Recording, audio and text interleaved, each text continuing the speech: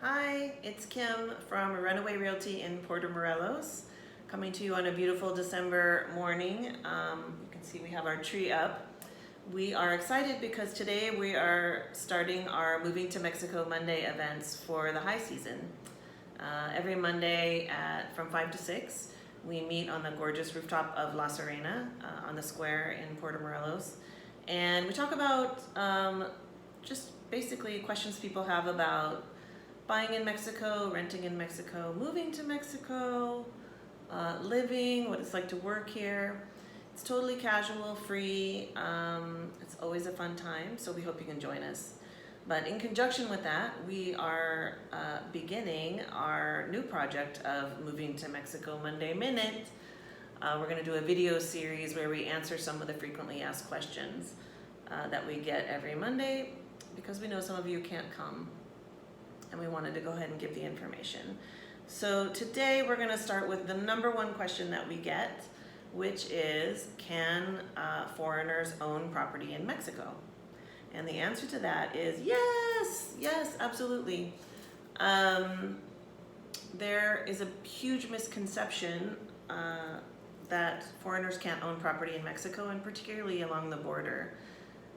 This hasn't been the case for many, many years, but there was a good basis for the concern, which was that the Mexican Constitution prohibits foreign ownership along its land and sea borders.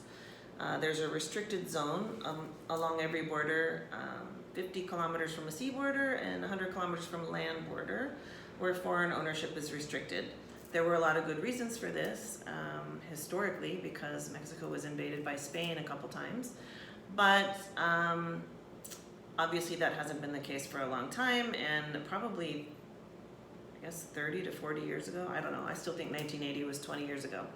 But a while back, the Mexican government said, hey, we'd like to encourage foreign investment, but we don't want to change the Constitution, so we're going to create a way to allow foreign ownership, and that is called a fideicomiso, which is an asset trust that allows foreigners to own property in Mexico in a trust where a Mexican bank is the trustee.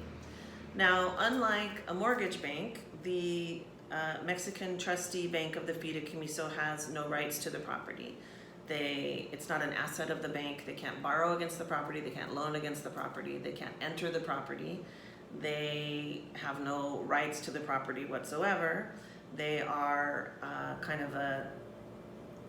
I guess they have administrative rights over the property, but all they do is send you a bill every year. So your ownership is with this fideicomiso. You pay to set it up, and you pay an annual fee every year, which is around $500. Some banks are a little bit more or less, but for budgeting purposes, I would do $500 US.